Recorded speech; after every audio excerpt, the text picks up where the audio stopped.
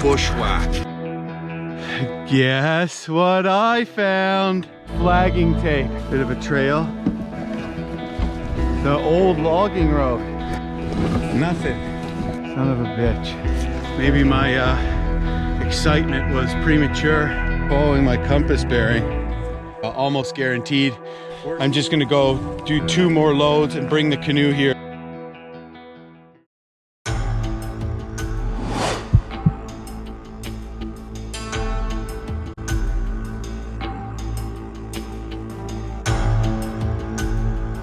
After all of that, I freaking found an alternate takeout, and that flag trail I picked up that goes to the old logging road actually freaking starts from the river. They didn't go up the creek. I saw just right on the floodwood what looks like kind of an animal trail. So basically everything I did, cutting these trees, bushwhacking in there till I picked up the trail, completely unnecessary. So because I portage both paddles, I have to bushwhack the canoe over to the trail.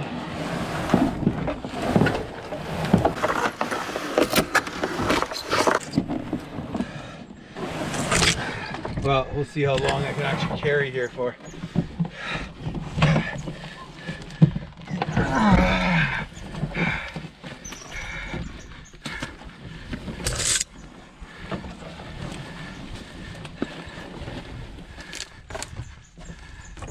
Hard to follow the flags.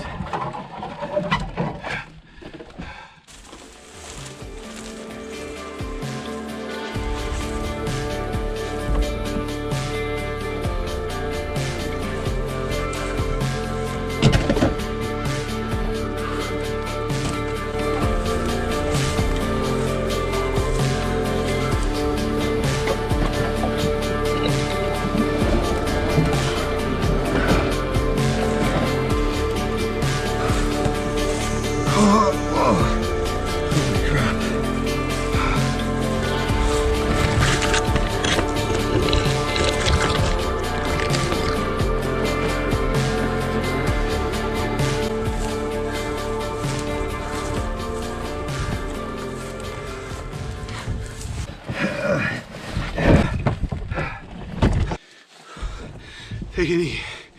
Take it easy. I'm back into the bushwhacking. I'll get to do a real river before too long. Got ourselves an aventure. That's adventure dans le français. And actually there's a lot of French-speaking Canadians in Northern Ontario, so that's for you guys. Aventure. Probably terrible accent, but it is what it is.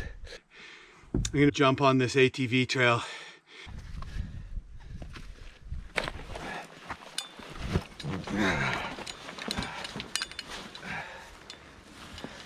I honestly don't know if this is the right trail. I'm trying to get to Ishaw Lake and I'm not sure if this is gonna take me there, but it's worth a shot. Here we go. Hailing some black flies.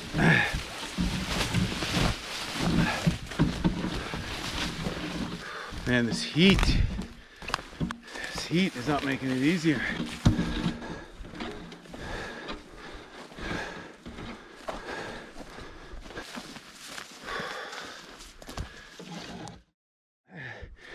This trail crosses the creek. I don't want to cross the creek. It's a trapper's trail. Not there's a martin box. I see some flagging tape here. So that tells me that the bushwhack begins again. Oh, damn it. Total impenetrable bushwhack here. Well, actually, I don't see any additional flags in there either. That flag is probably marking the martin box,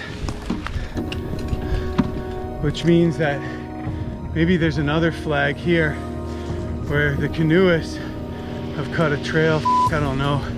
Son of a bitch. Oh man. Okay, well, I'm gonna drop my bags, start looking again.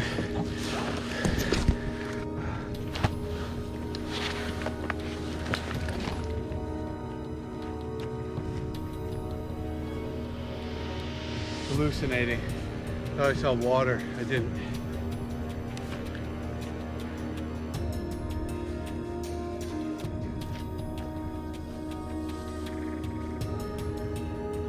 Well, good news.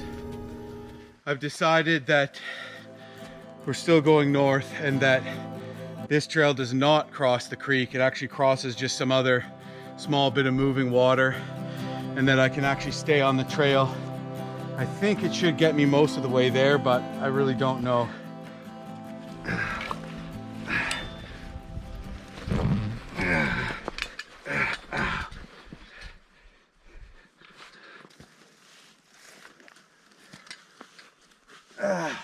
Yeah, sometimes the tendons are sore back in my wrist, so sometimes when I go like this, putting the bag on, that motion hurts.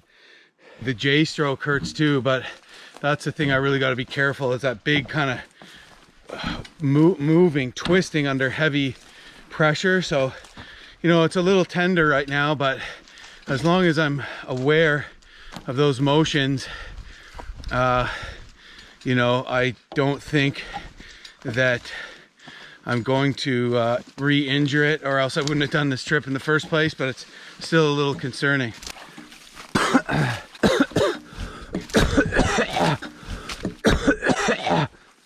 Black fly into the lung.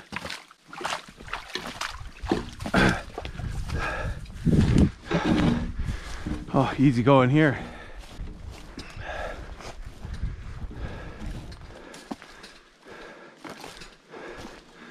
Gotta keep checking periodically that this trail is following my bearing. Bang on. All right. Awesome. This trail is still going the right way, so hopefully it goes right to the lake. Hopefully.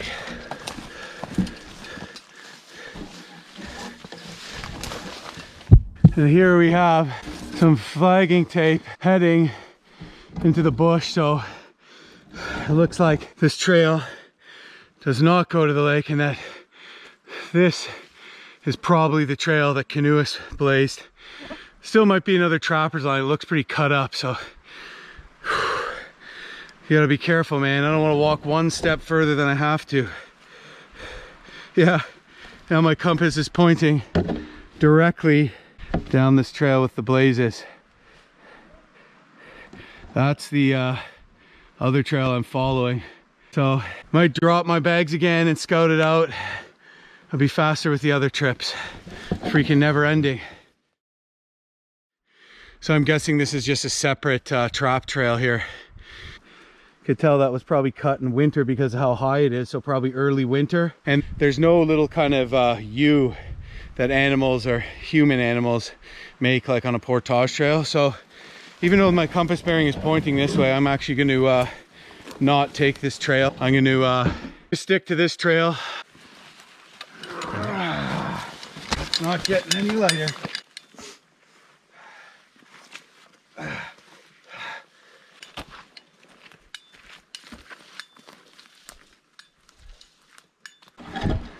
Yeah, see, now this is going off my bearing, but it's turning.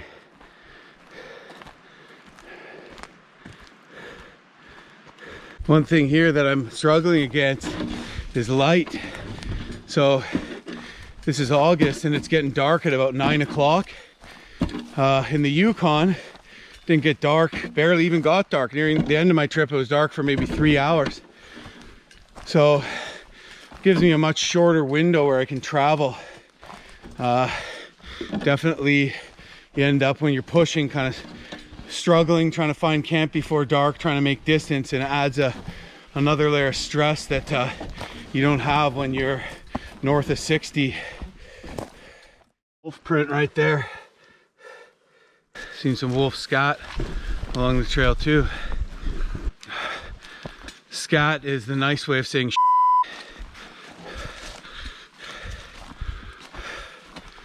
oh yeah, I can see it, baby. I can see the lake. Well, it winded up being not a bushwhack the whole way, thank God. I need some water bad.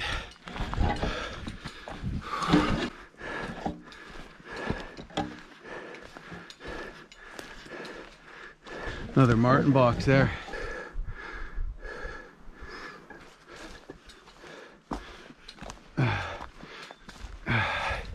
Oh, it's beautiful. It's so beautiful. Oh, saved myself a little drippy drop of water. So this is Ishaw Lake. And I got a little intel. There's actually a fishing cabin over there. It's pushing 5. I got another string of portages that I could probably finish before getting into Skate Lake. But the issue is that apparently there's nowhere to camp in between here and there. And then Skate Lake is there. But I got a fishing cabin here. I guess I could stay there tonight. One of the things I've learned about this traveling in this country is that, you know, you really want to try to get ahead. So I'm now behind, which is gonna kind of stress me out a little moving forward. But there's a lot of not great places to camp until you kind of get into the shield where the river's dropping off. And that's where the whitewater is, and there's campsites by waterfalls and beautiful stuff there. But above that and below that, it's pretty kind of boggy, pretty flat. And so if you see a good site and it's getting later on in the day, I learned to take it, or else you can wind up camping in some pretty miserable spots. So I'd like to get across this lake though. So I'm gonna go maybe just take a peek. So I'm maybe gonna go just take a peek. So I'm maybe just gonna go take a peek. My mouth is dry.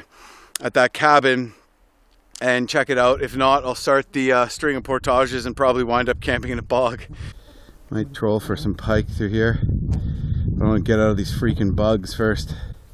I brought a gravity filter this trip, but for when I'm on the move, I just use water tabs.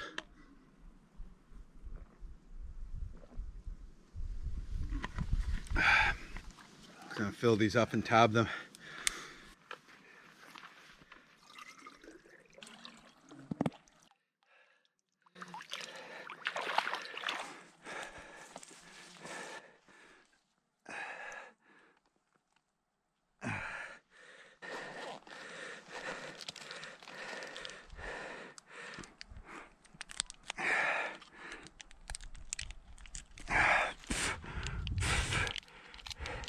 These you just drop them in and you just wait half an hour.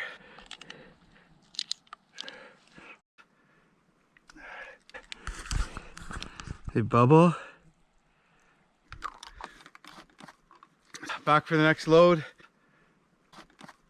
So probably carry one back with me in hopes that about a half an hour will pass by the time I'm midway through with the next load. So yeah, no more unknowns, just follow this trail to the lake. Sunny times.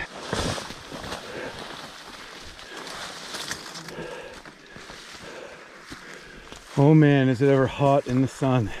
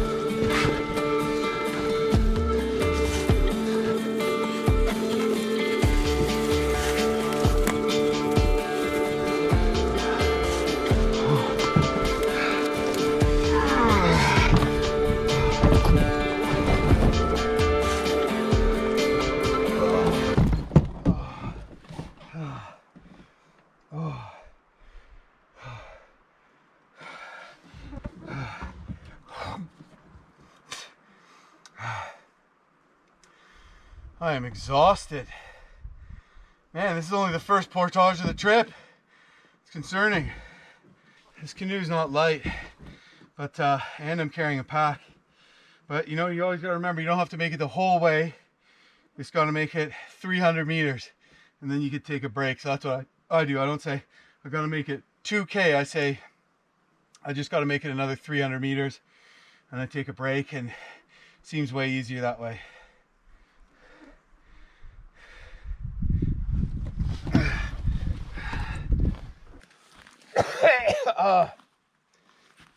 Black fly in the lung. That didn't feel good.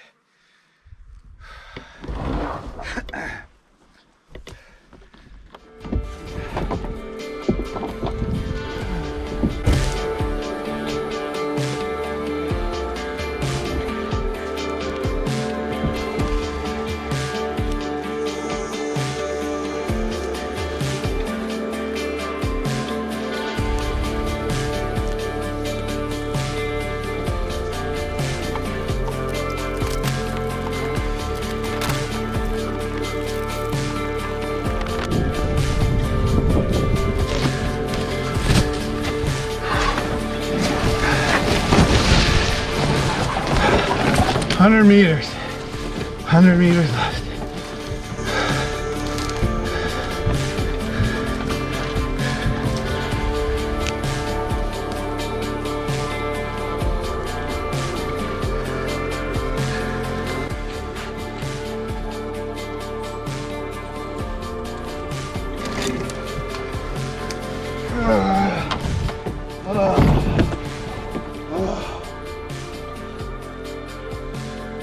Oh man, it's gonna feel so good to get back in the water. Whew. Exhausting. Back for the last trip. Joy. One thing I like about portaging is the walk back.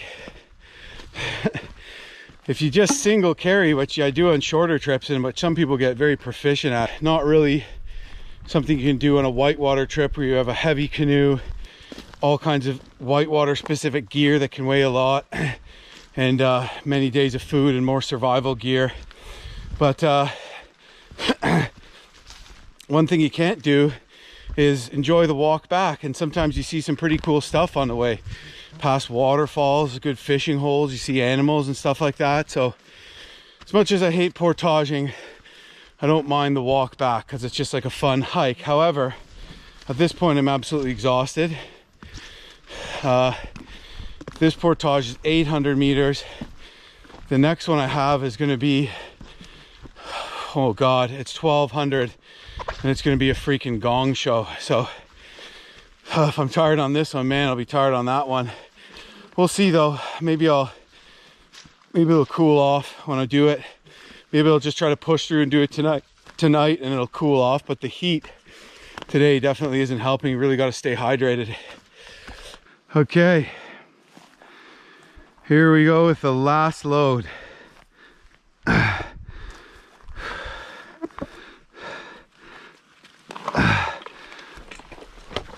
And then we have another portage that's worse than this almost immediately.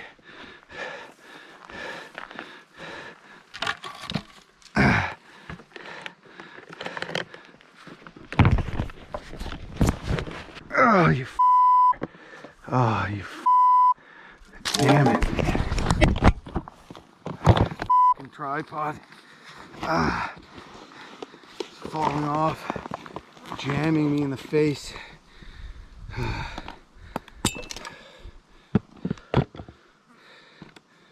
Okay. Attempt number 2.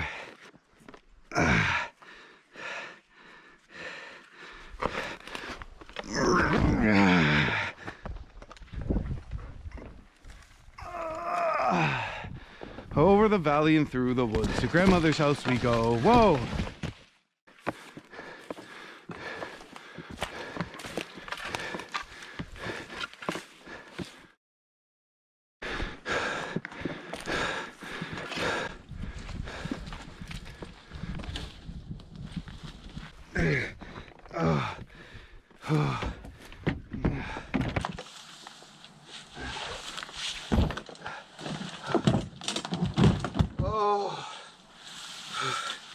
Done. Oh.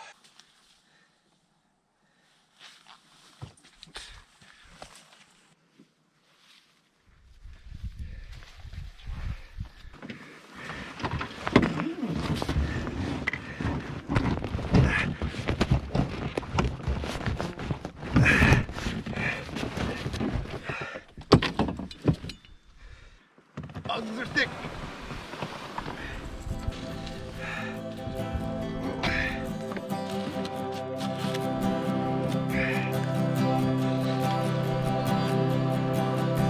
These are bulrushes. A lot of people, including myself, mix up cattails and bulrushes.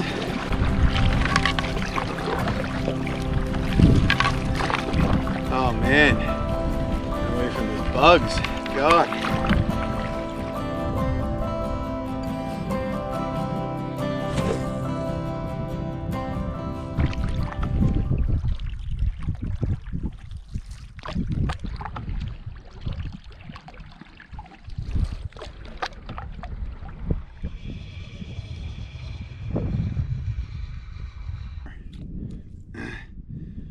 The guy down at the put-in also told me that the fishing wasn't really good on this lake, but the guy I talked to who paddled this route said there's pike in the lakes.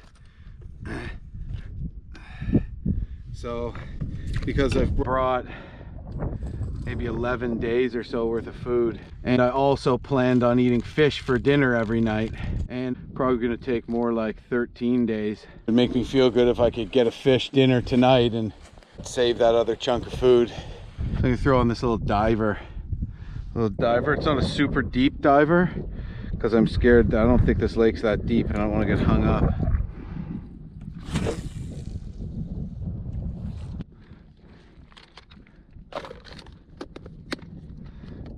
Well, it's not all tough to navigate portages and bushwhack slogs.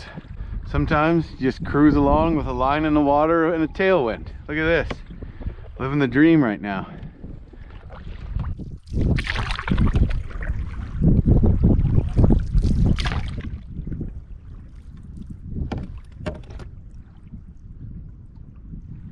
Do I have one or am I hitting bottom? I think I'm hitting bottom.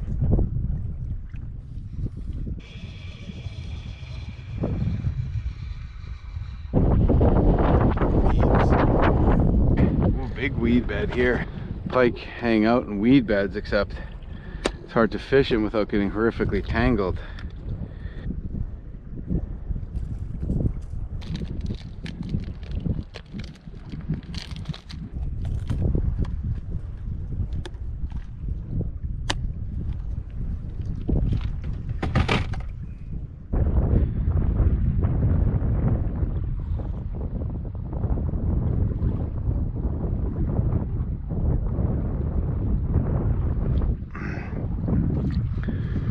Jig head and a curly tail.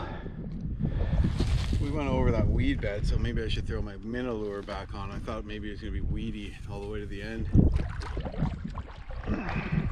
Cabin over there. I might consider staying.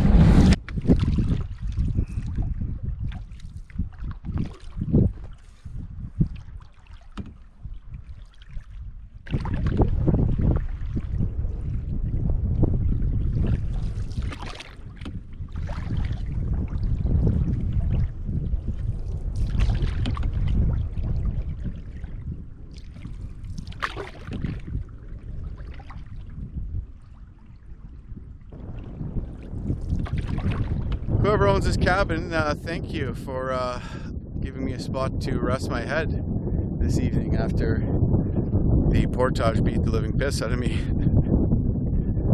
Anyways, hopefully I can catch a fish. No luck so far, it's a little concerning.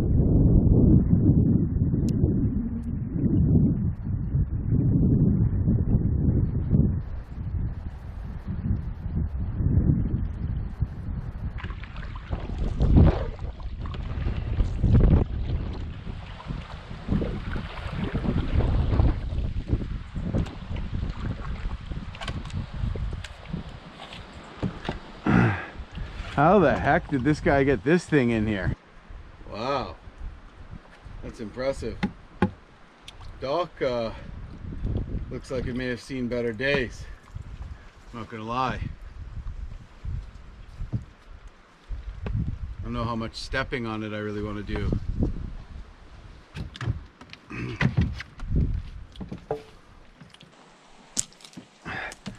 So far, so good.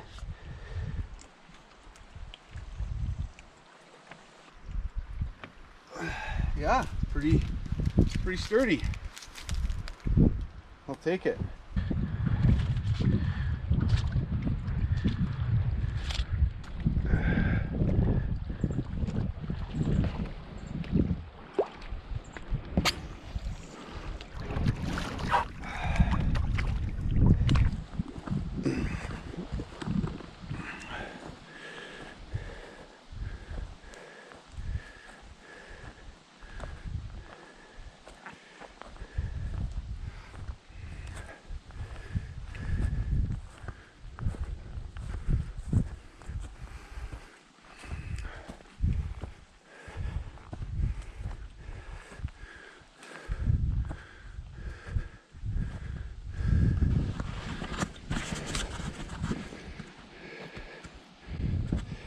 And the cabin is locked.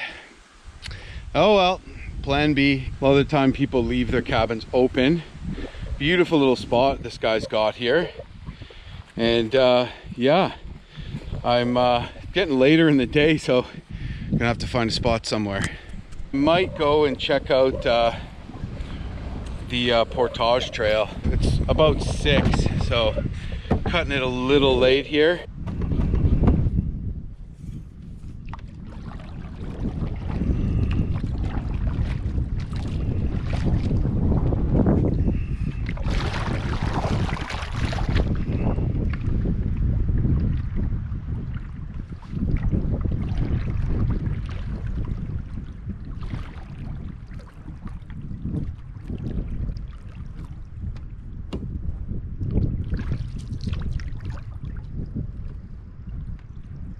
Looking for flagging tape or where a portage might start.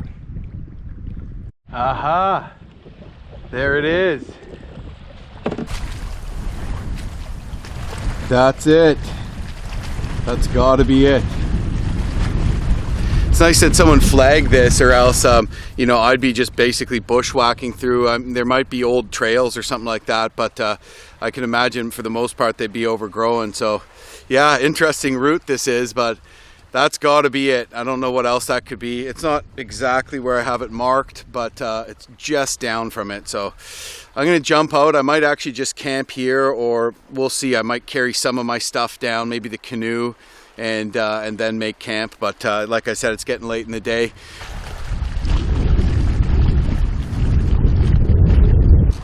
So what I have here is a 280 meter to a beaver pond. I don't know what kind of water levels that'll have.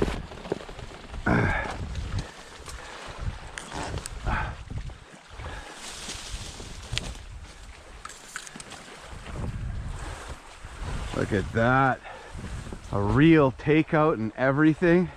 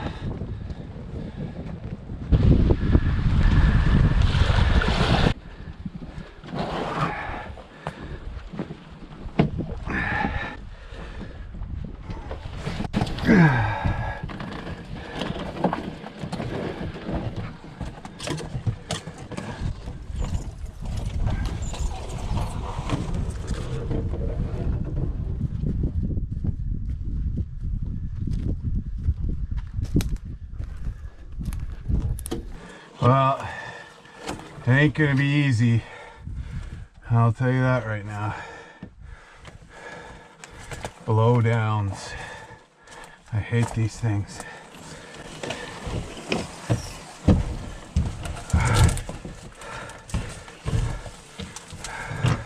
Looks like someone's coming here and cut a little bit.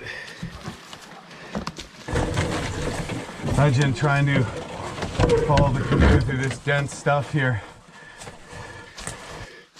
Borderline impenetrable. You can't do it unless you cut.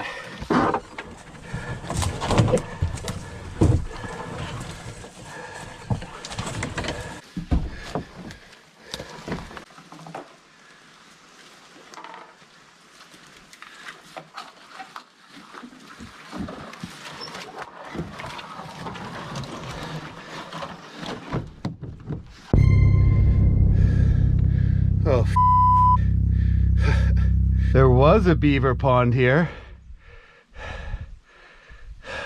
Damn it. Brutal.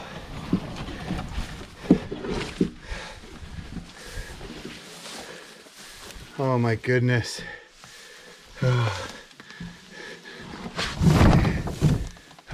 No. This is supposed to be a beaver pond. Clearly times have changed.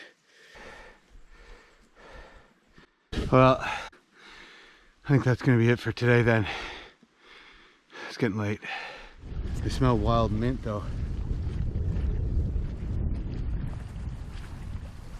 Oh, that's dip deep right there. That